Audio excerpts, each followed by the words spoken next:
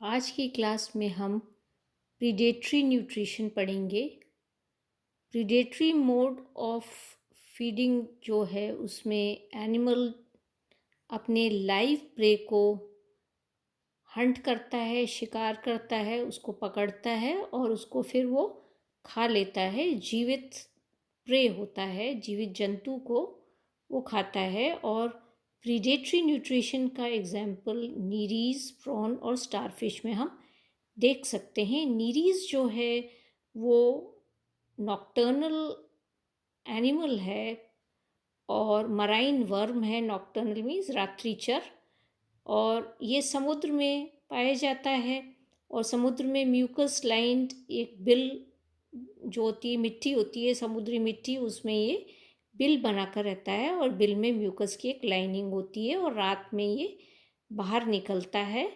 Nereis बाहर निकलती है और फिर ये अपने शिकार को ढूंढती है समुद्र के तल में, या फिर तैरकर समुद्र की सतह पर आकर ये अपने शिकार को ढूंढती है। इसकी नीरीज की जो एलिमेंट्री कैनाल है वो एक स्ट्रेट ट्यूब के आकार की होती है और सीलोम में बीचों बीच ये प्रेजेंट होती है। और एंटीरियर एंड पर इसका माउथ होता है और पोस्टीरियर एंड पर उसका एनस होता है। तो एक स्ट्रेट ट्यूब के आकार की इसकी एलिमेंट्री कैनाल होती है। और एलिमेंट्री कैनाल 3 मेन भागों में विभाजित होती है: स्टोमोडियम या फोरगट, मीजोडियम या मिडगट और प्रोक्टोडियम या हाइंडगट। तो 3 भागों में विभाजित इसकी एलिमेंट्री कैनाल होती है। स्टोमोडियम या फोरगट जो होता है वो माउथ से फेरिंग्स तक ये एक्सटेंड करता है, माउथ से लेकर, और ये जो फेरिंग्स होता है यहाँ तक ये स्टोमोडियम ये होता है। और स्टोमोडियम जो होती है, जो कैविटी होती है फोरगट की, उस पे एपिडर्मिस और क्यूटिकल लगी होती है और ये डिविजिबल होती है एंटीरियर बकल कैविटी में। एंटीरियर एंड पर ये बकल कैविटी होती है और पोस्टीरियर एंड पर ये फेरिंग्स होता है। ये बकल कैविटी है और ये फेरिंग्स इसके अंदर होता है। बकल कैविटी जो होती है वो पेरिस्टोमियम या फर्स्ट सेगमेंट जो होता है उसमें ये बकल कैविटी इसकी प्रेजेंट होती है। और इसके एंटीरियर एंड पर एक स्लिट के आकार का इसमें ये माउथ होता है, ये बकल कैविटी है। और यहाँ पर इसके एंटीरियर टिप पर ये माउथ होता है, वेंट्रल माउथ होता है इसका। और जो बकल कैविटी होती है उसमें स्पाइन के आकार के, कांटे के आकार के इसके अंदर दांत होते हैं, ये डेंटिकल्स इसके अंदर प्रेजेंट होते हैं। बकल कैविटी आगे जाकर ये फेरिंग्स में खुलती है। फेरिंग्स जो होता है ये सेकंड से 6th सेगमेंट तक ये फेरिंग्स प्रेजेंट होता है, सेकंड से 6th सेगमेंट तक होता है। और ये काफ़ी चौड़ा होता है। एलिमेंट्री कैनाल का जो ये रीजन है ये काफ़ी चौड़ा है और मस्कुलर रीजन होता है और इंटरनल क्यूटिकुलर सरफेस होता है। और इसमें आप देखें डॉर्सोलेटरल साइड पर 2 लंबे लंबे ये जबड़े प्रेजेंट हैं। डॉर्सोलेटरल साइड पर ब्राउन कलर के 2 जबड़े प्रेजेंट होते हैं।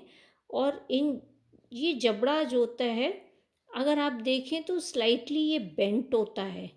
ये जबड़ा स्लाइटली बेंट होता है, लॉन्ग पॉइंटेड होता है। अगर आप यहाँ देखें तो ये बकल कैविटी है और ये फेरिंग्स है। और फेरिंग्स में ये आगे अगर आप देखें तो ये इसका जॉ है जो कि लॉन्ग पॉइंटेड और सीरेटेड जॉ होता है और इसमें डेंटिकल्स हैं, दांत लगे हुए इसके अंदर ये होते हैं। Denticles are present. तो ये जो जबड़ा है ये जो प्रेजेंट होता है और आप देख सकते हैं कि जो इसकी पूरी पूरी जो फोरगट होता है, ये नीरीज अपने पूरे के पूरे फोरगट में क्या आता है, बकल कैविटी और फेरिंग्स, ये है माउथ, बकल कैविटी और फेरिंग्स। तो ये नीरीज जो होती है ये पूरे के पूरे अपनी फोर गट को अपने मुंह से बाहर निकाल सकती है, इवर्ट कर सकती है। ये जिस प्रकार से हम अपनी बाँह जो शर्ट की जो बाँह होती है उसको हम उल्टा कर सकते हैं, उसी प्रकार से ये मुंह से ये अपने फोर गट को ये बाहर निकाल सकती है और इवर्सिबल है इसकी फोर गट। और अगर हम देखें तो ये यहाँ पर जो स्ट्रक्चर है ये प्रोबोसिस के जैसा इसका स्ट्रक्चर है और ये देख सकते हैं ये फेरिंग्स है, ये इसके दांत लगे हुए हैं, जॉ है, जबड़ा है और जैसे सिरेटेड आरी के समान इसमें दांत लगे हुए हैं। तो ये जो है ये अंदर है, मुंह के अंदर है, इन्वर्टेड है, ये अंदर है ये स्ट्रक्चर। पर ये जब इवर्ट करता है, बाहर निकालता है मुंह से, तो आप देख सकते हैं कि ये जॉ जो है ये बाहर आ जाते हैं, ये पिंसर लाइक होते हैं, जैसे फॉर्सेप होती है उसकी तरह इस पे ये दांत लगे हुए होते हैं और ये बाहर निकाल सकता है। तो इवर्शन और इन्वर्शन फेरिंग्स का जो है या फोरगट का जो है इसका वो दो मसल्स कंट्रोल करती हैं। एक होती है प्रोटेक्टर मसल और दूसरी होती है रिट्रैक्टर मसल जो बॉडी वॉल से लगी हुई ये होती हैं। तो जब ये प्रोटेक्टर मसल्स जो होती हैं इनका सीलोमिक फ्लूइड के हाइड्रोस्टैटिक प्रेशर के साथ जब ये प्रोटेक्टर मसल्स कॉन्ट्रैक्ट होती हैं तो ये जो जॉ है, buccal cavity, jaw and buccal cavity, हम के फोर गट जो है वो इवर्ट हो जाता है, बाहर निकल जाता है, ये उसका इवर्शन हो जाता है, जो कि आप इस तरीके से देख सकते हैं। ये इवर्टेड प्रोबोसिस आपको दिखाई दे रही है। परंतु जब ये जो रिट्रैक्टर मसल्स होती हैं ये जब कॉन्ट्रैक्ट होती हैं तो ये वापस अंदर चला जाता है, फिर ये पोजीशन इसकी वापस हो जाती है। इसके बाद हम देखें तो नेक्स्ट जो इसका स्ट्रक्चर है वो इसकी मिड गट है, जिसे हम मीजोडियम कहते हैं। और मिड गट में आप देख सकते हैं मीजोडियम जो एलिमेंट्री कैनाल की है वो सेवेंथ सेगमेंट में होती है, इसमें ईसोफेगस है। ये सेवेंथ सेगमेंट से लेकर लास्ट जो एनल सेगमेंट होता है जिसे पाइजीडियम भी कहते हैं वहाँ तक ये एक्सटेंड करती है मिडगट। और इसमें मिडगट में ग्लैंडुलर और एब्जॉर्प्टिव सेल्स होते हैं और एंडोथीलियल एपिथीलियम प्रेजेंट होती है इसके अंदर। तो यहाँ पर जो पहला पार्ट है मिडगट का वो है ईसोफेगस, जो कि ट्यूब के आकार का आपको ये ईसोफेगस ये दिखाई दे रहा है। और ये सेवेंथ से लेकर 13th सेगमेंट तक ईसोफेगस ये प्रेजेंट होता है। और ईसोफेगस के दोनों साइड पर ये आपको ग्लैंड्स दिखाई दे रहे हैं। तो ये जो दो ग्लैंड्स हैं इन्हें कहते हैं ईसोफेजियल ग्लैंड्स।